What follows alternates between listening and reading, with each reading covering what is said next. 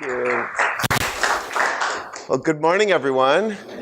It's such a beautiful day today, and really a great honor to be invited to Brick Presbyterian Church, and so I'm really thrilled to be with you.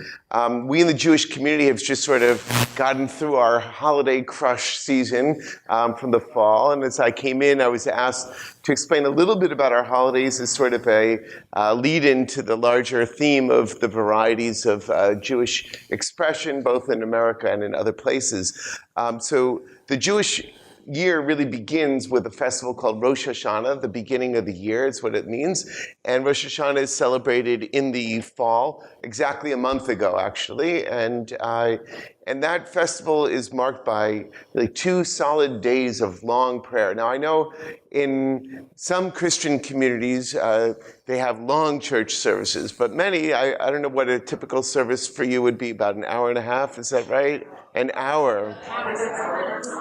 So for us, our morning service on a weekday might be an hour, right? That's just a normal day.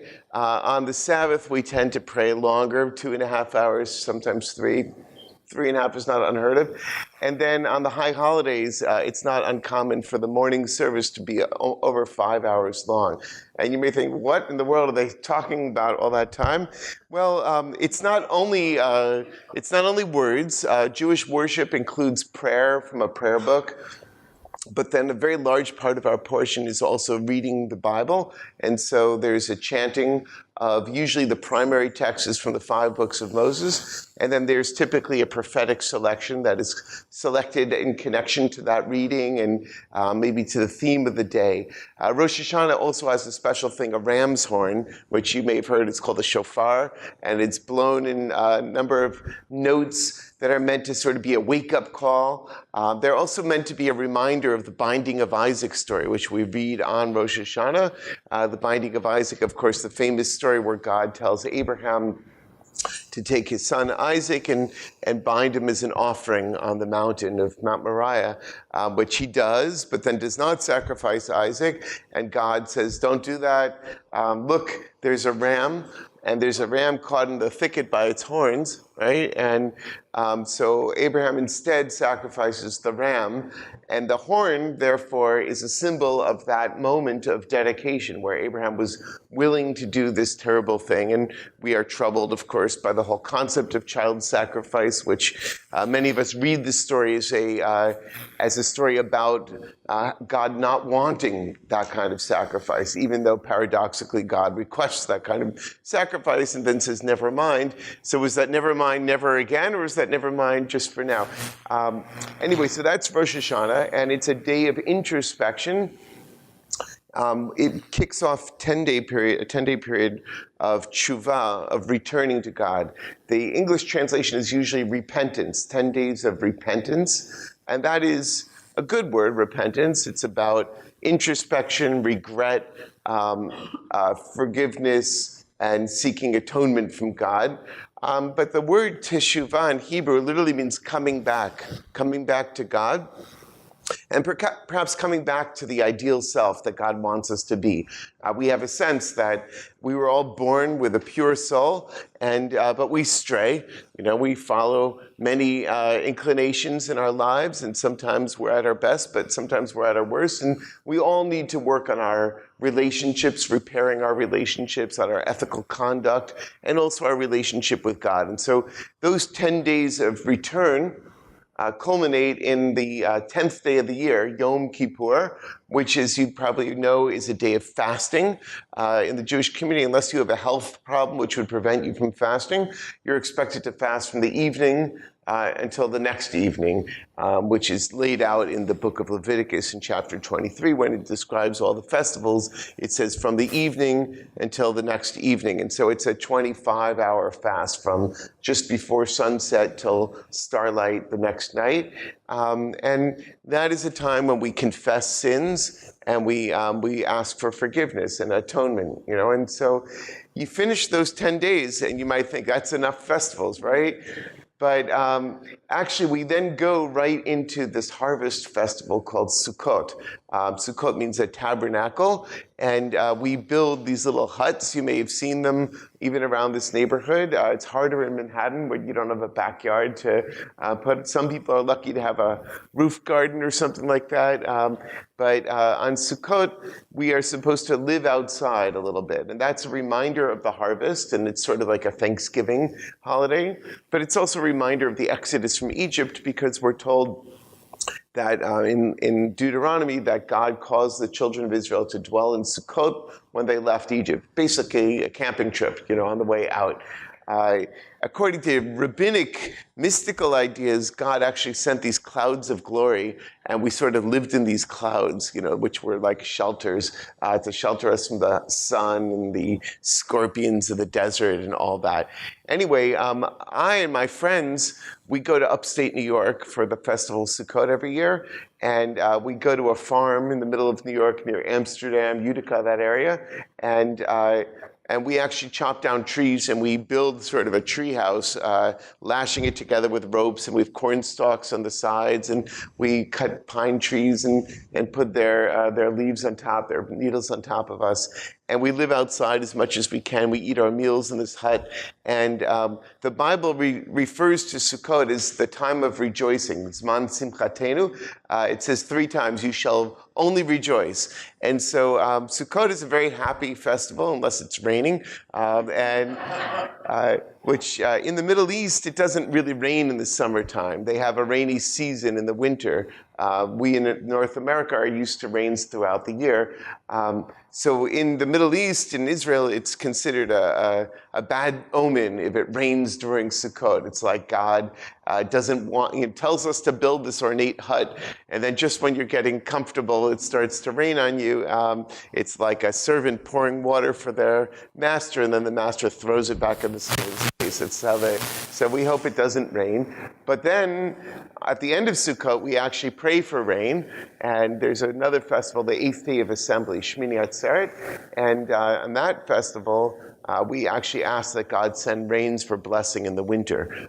Because again, in the Middle East, unlike Egypt, where they have the Nile, right, and the whole sort of system of channels and stuff to bring the water to the farmland, in Israel, they very much rely on rain in the wintertime. Not too little, not too much, just right. And so those are the fall festivals.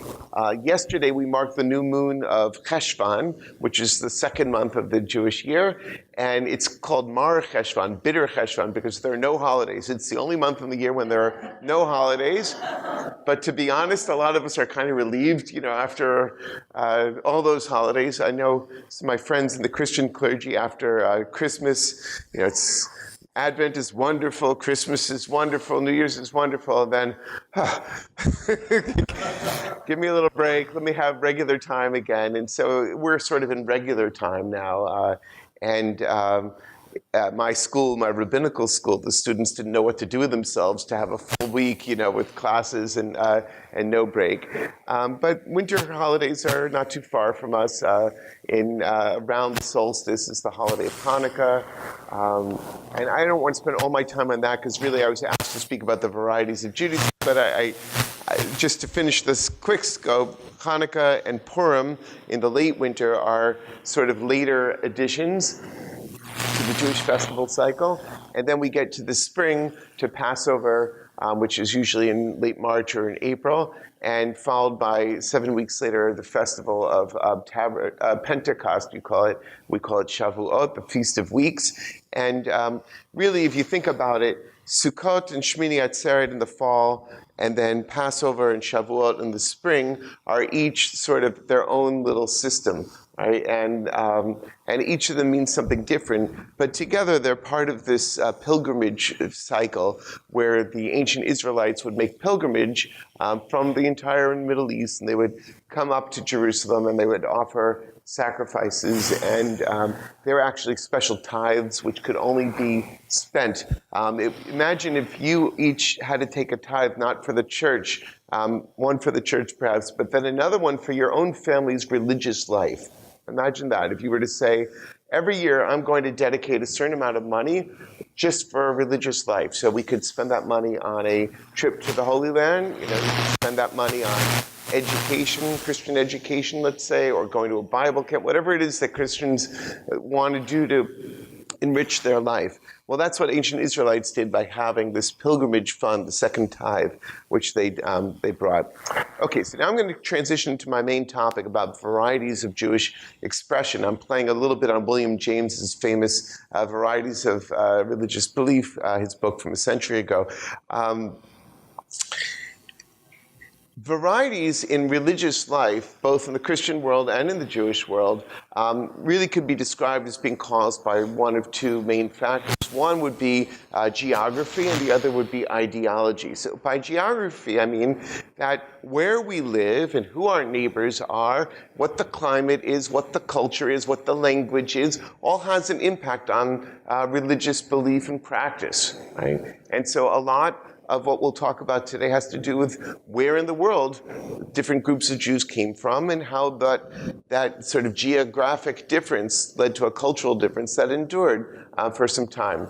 The other main cause of difference is ideology, so geography and ideology. At every era of religious life of all religions, there have been people who've come to think of things differently, and you are marking 500 years since Martin Luther pounded those 95 theses on the door of the cathedral, and that was a very dramatic moment. But often religious changes start a little bit more humbly, modestly, and even with him, actually, it probably took quite some time of being upset about indulgences and sinecures and all those things that bothered him until finally he took that dramatic action. So I certainly won't presume to teach church history to you.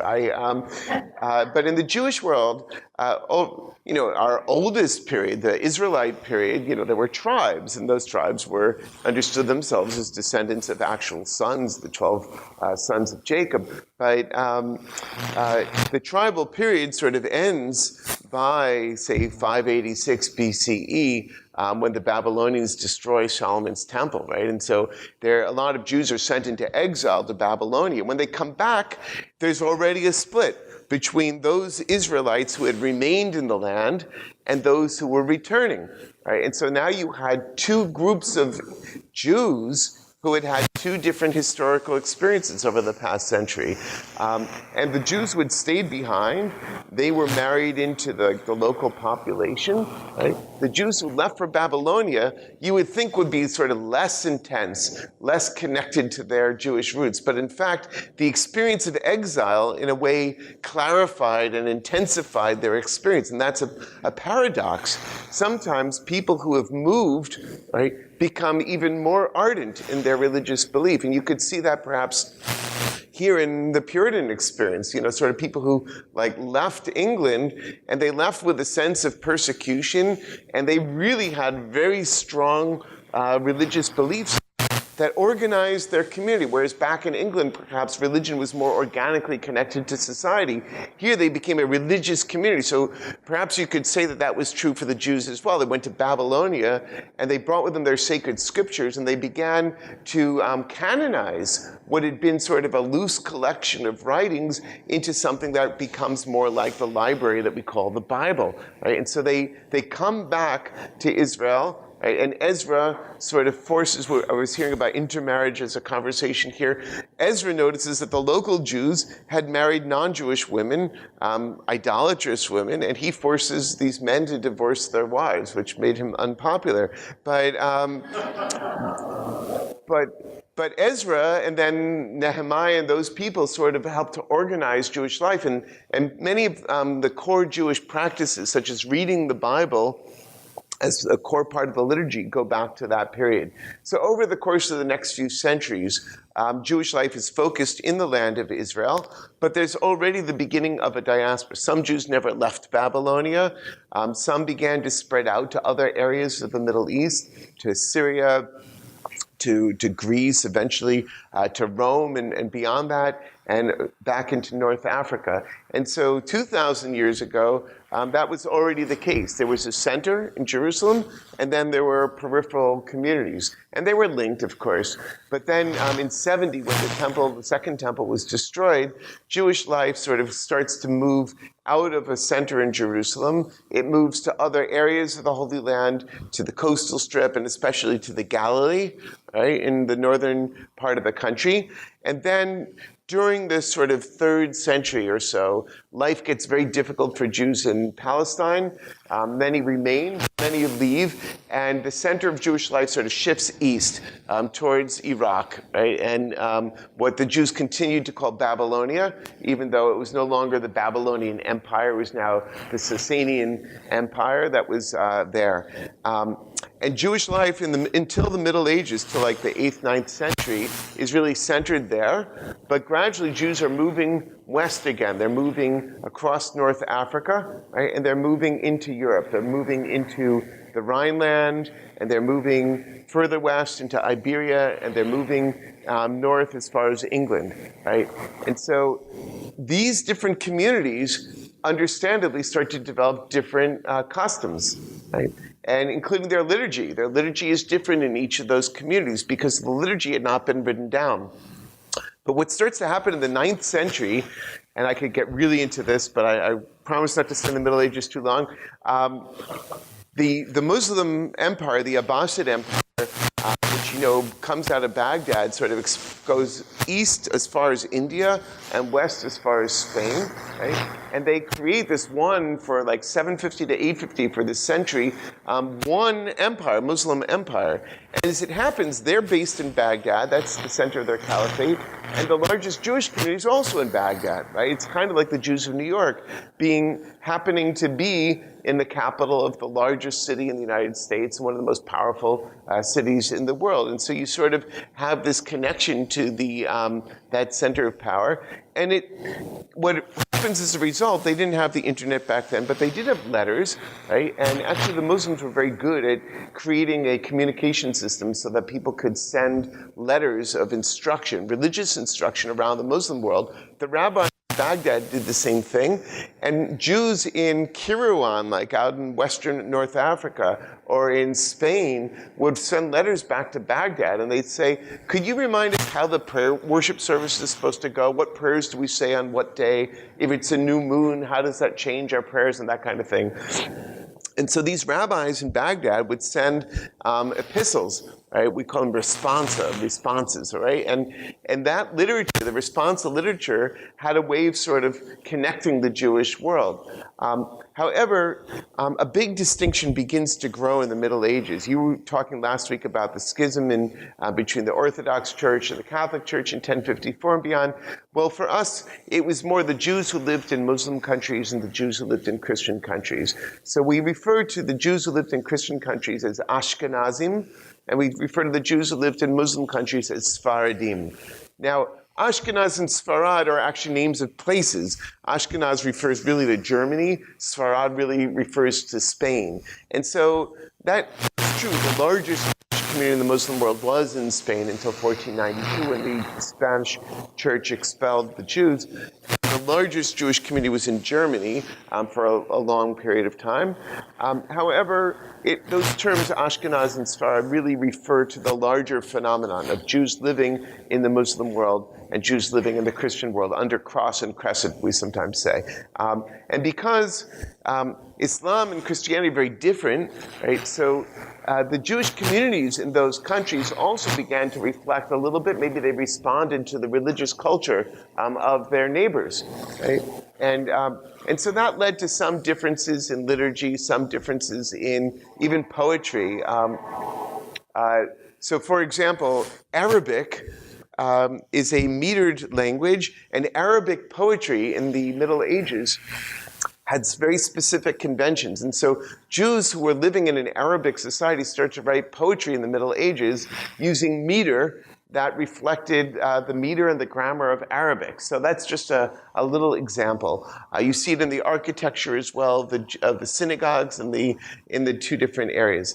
Anyway, to telescope all the way forward to the modern period, By the 17th century, Jews are really on the move again. And so when Jews were pushed out of Spain in 1492, out of Portugal a few years later, they also were pushed out of dominions controlled by the Spanish monarchy. So that included, for instance, Sicily, but it also included Brazil. Right? And so there was a small Jewish community in a city called Recife in northern Brazil.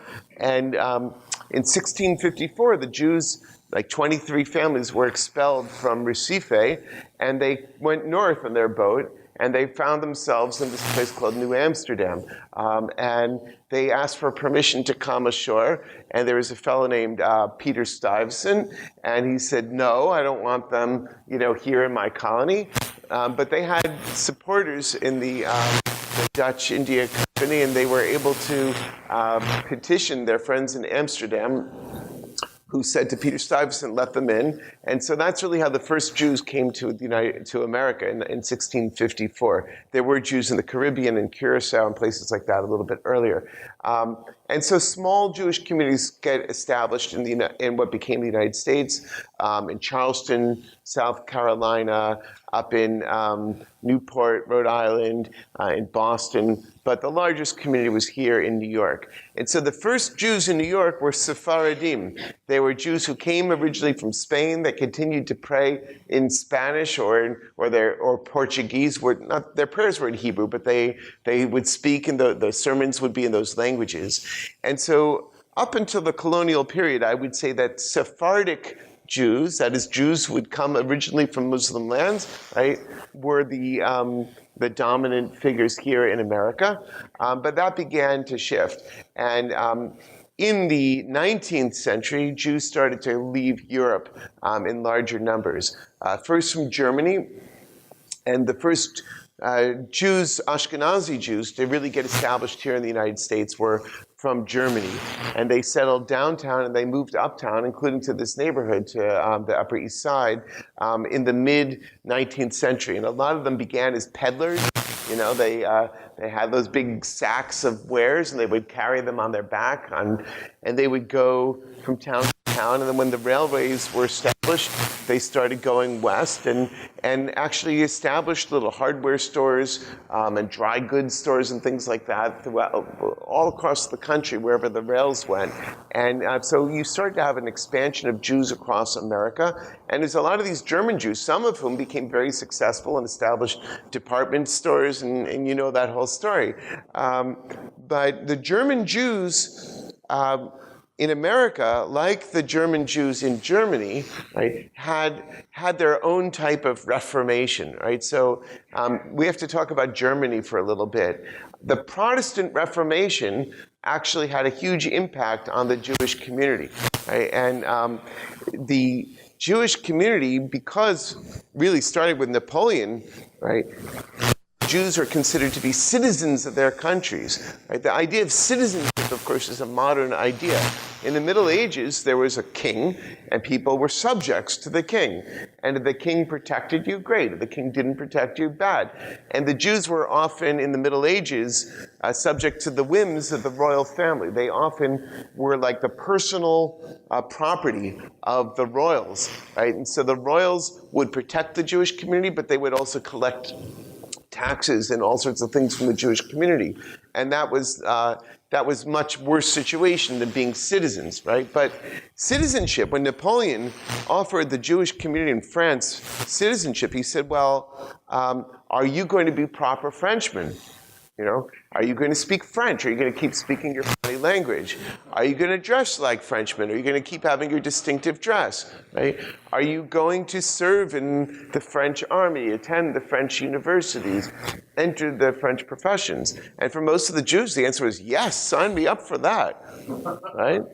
And as that happens, and as the Enlightenment happens, the Jewish community starts to go through an internal conversation. They noticed that the Christian world had divided, and the rhetoric of the Reformation, that the Catholic Church was corrupt, that it was not decorous, it was irrational, it was filled with mystical, noisy, things that kept the people ignorant, all the things that the Protestants were saying about the Catholics. some Jews started to say about their own traditional community. And you can look at the rhetoric of German Jews in Germany and in America, and it often goes phrase by phrase, like mimicking what Christian rhetoric was. So they said, we want our synagogues to be decorous. We should have pews, not just people sort of sitting randomly. There should be silence. Just the clergy would speak, and the clergy should be university educated, and they should wear a robe, and they should speak in the vernacular language, and they should be erudite, and the music should be decorous, and why don't we have an organ to keep everybody organized, right? And part of what they were doing was they were mimicking what they saw in the Christian world as being what a rational, dignified type of spirituality could look like, right? And that was in contrast to what was more popular in the Eastern European context, where many Jews were rejecting sort of the formalism, and they were going for a much more exuberant type of spirituality, right? And there was something called the Hasidic revolution, and the Hasidim said, being intellectual, being, well-behaved is very nice, but the spirit should move you. And they called for a type of worship which was much more popular.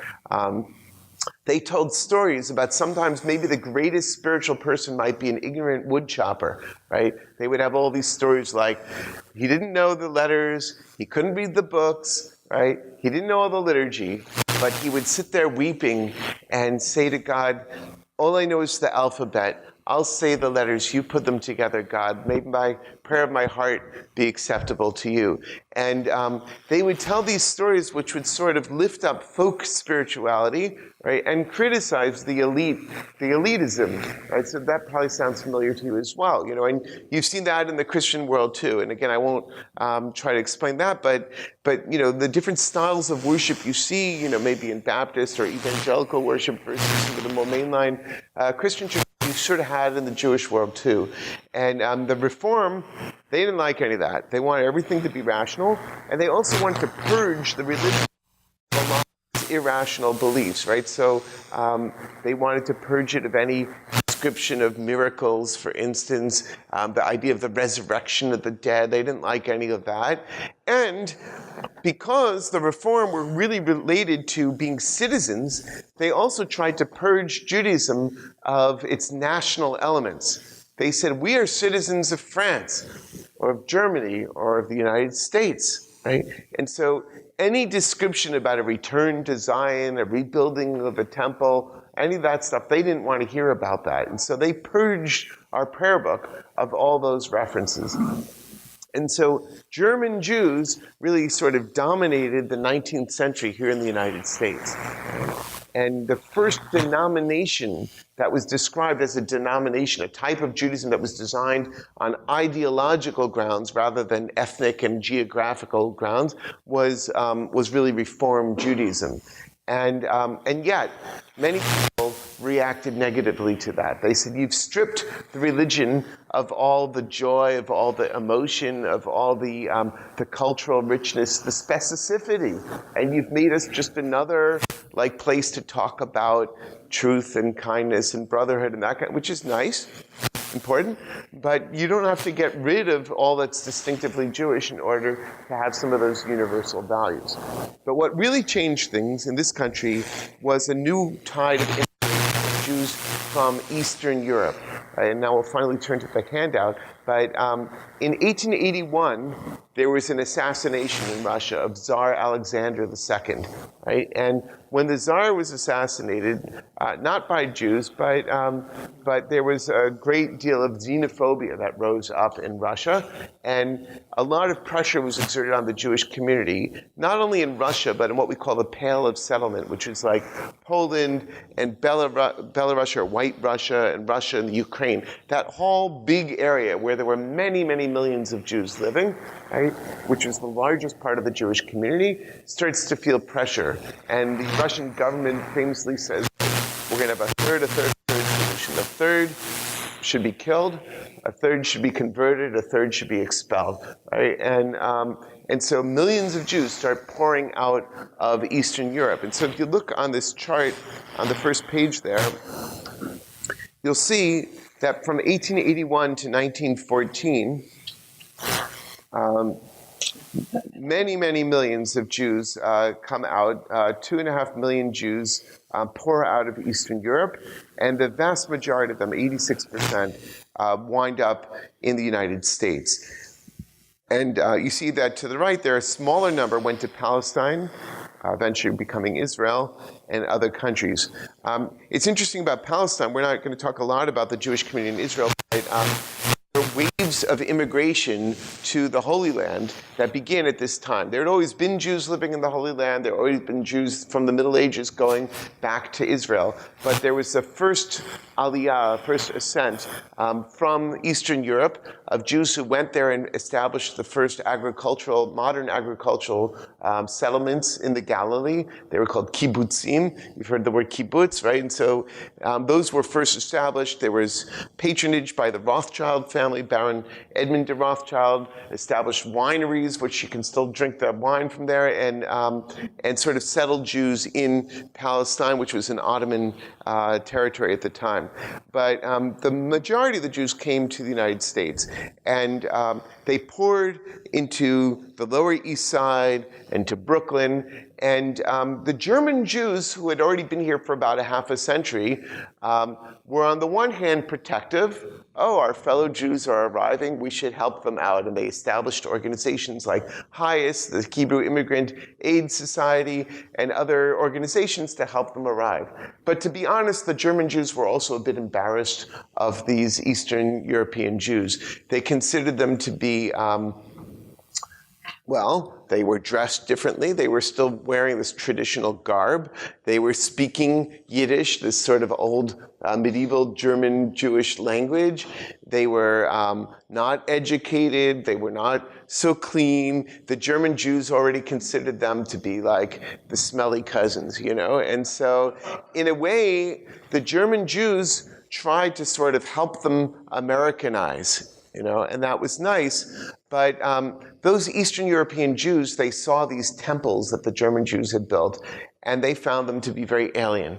Right? This was not the Judaism that they knew. You know, people sitting in these like pews with the rabbi up there in the robe, and everybody being very quiet and so on. And so they established little folk synagogues. They call them Stieblech. Stiebel is just like a little house where they could all cram into a little room, and they could sing, and they would that kind of thing, and they would, and that was their spirituality. And they didn't want to lose the tradition as much. They hadn't lived in Germany where there was an enlightenment, right? They wanted a Judaism that was richer, thicker, that was more specific, right? And so, so some of their rabbis that came from Eastern Europe tried to influence the reformers and say, hey, don't go too far. You want the prayers to be in English? Don't put them in English. The poetry is in the Hebrew. Let's stick with the Hebrew liturgy, right? And so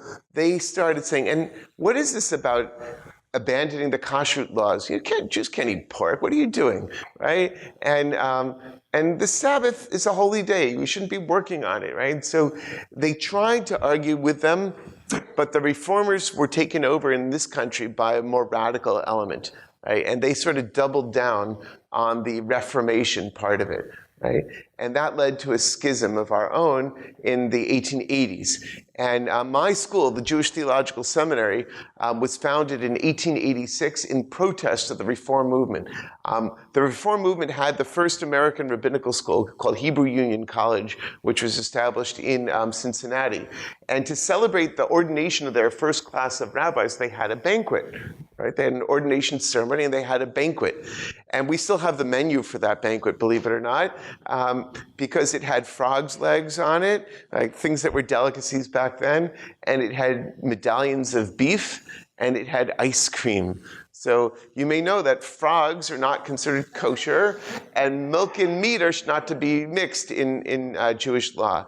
And so the more traditional rabbis in attendance stormed out of the room, and they said, we've got to found our own seminary. And so a bunch of rabbis from Philadelphia and from New York established a new seminary called the Jewish Theological Seminary, where I'm the dean now of the rabbinical school.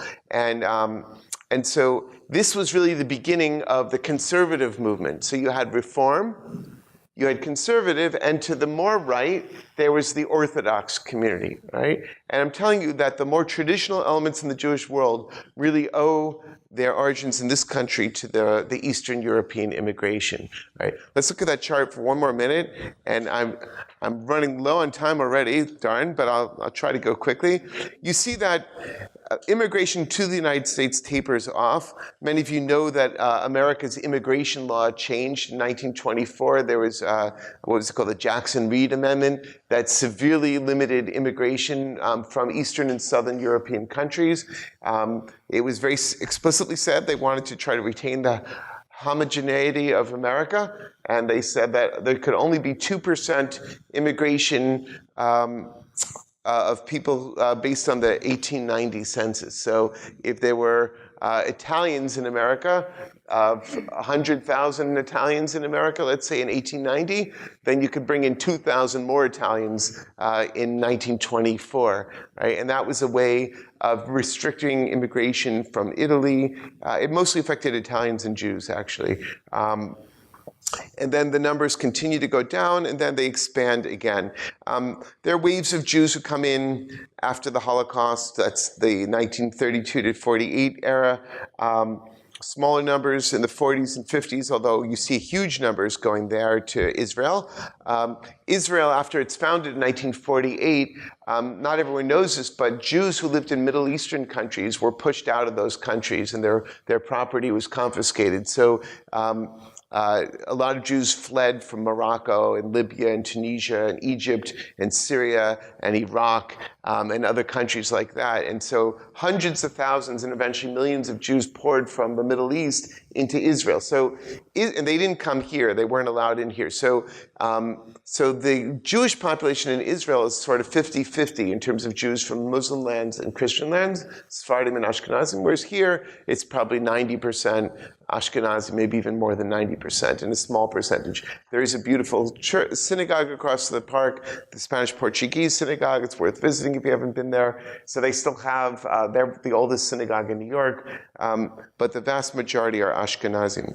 Okay.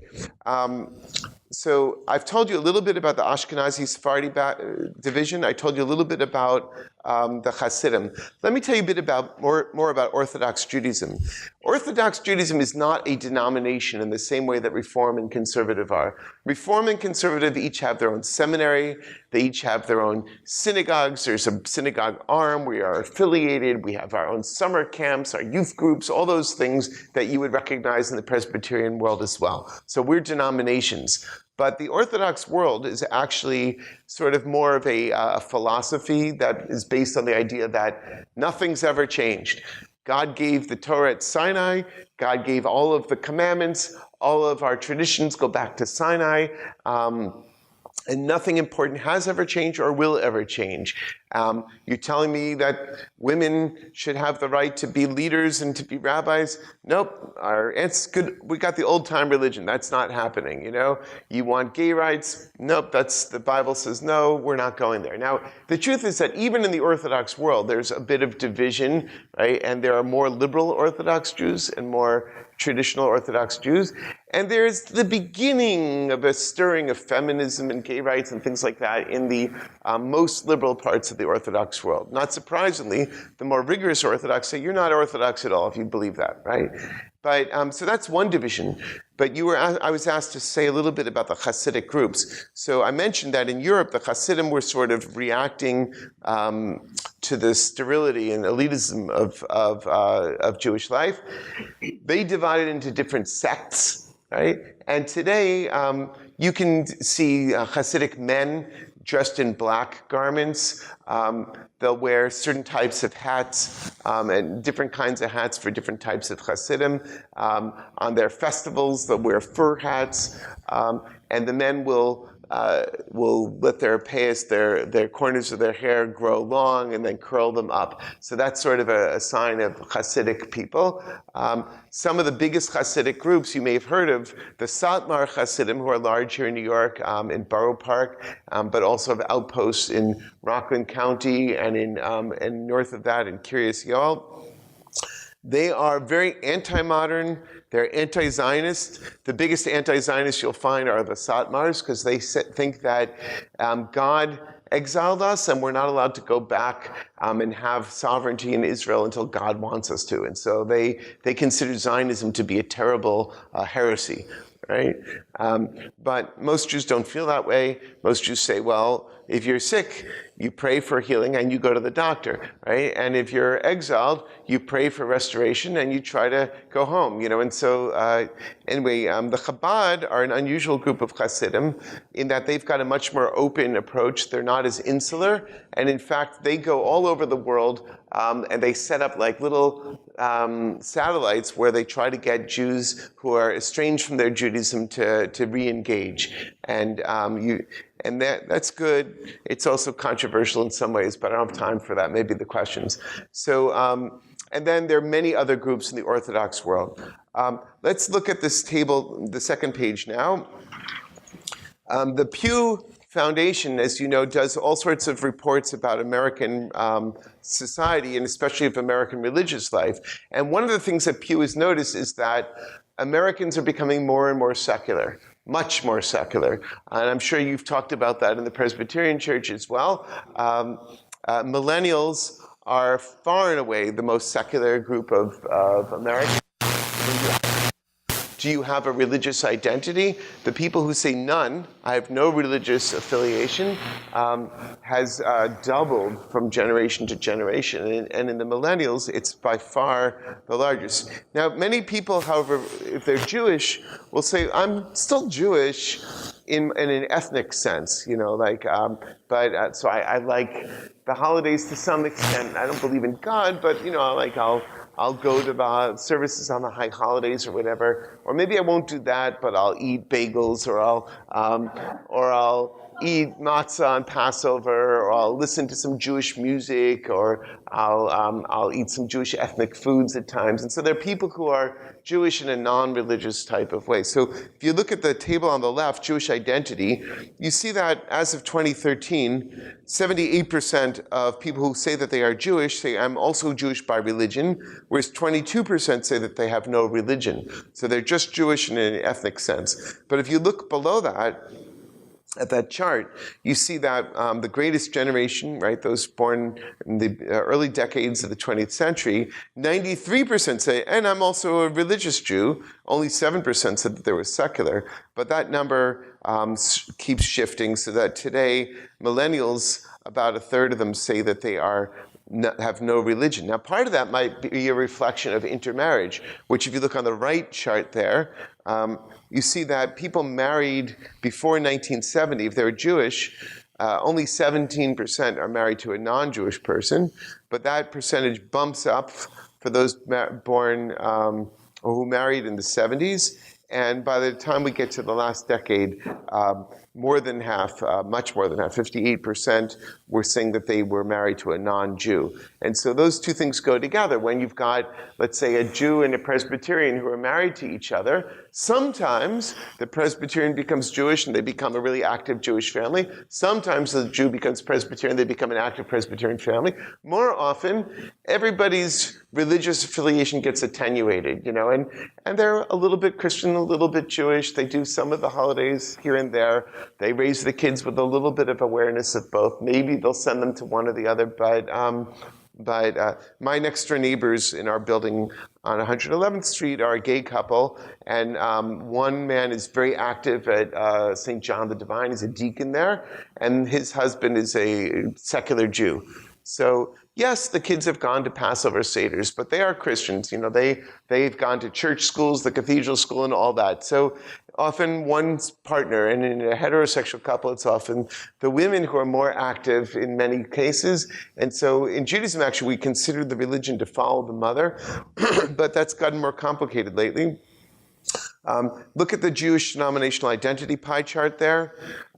You see that the Reform are the largest, 35%. This is in the United States. Yes, this is the United States in 2013. Conservative about half as big, 18%, Orthodox 10%. But no denomination is 30%.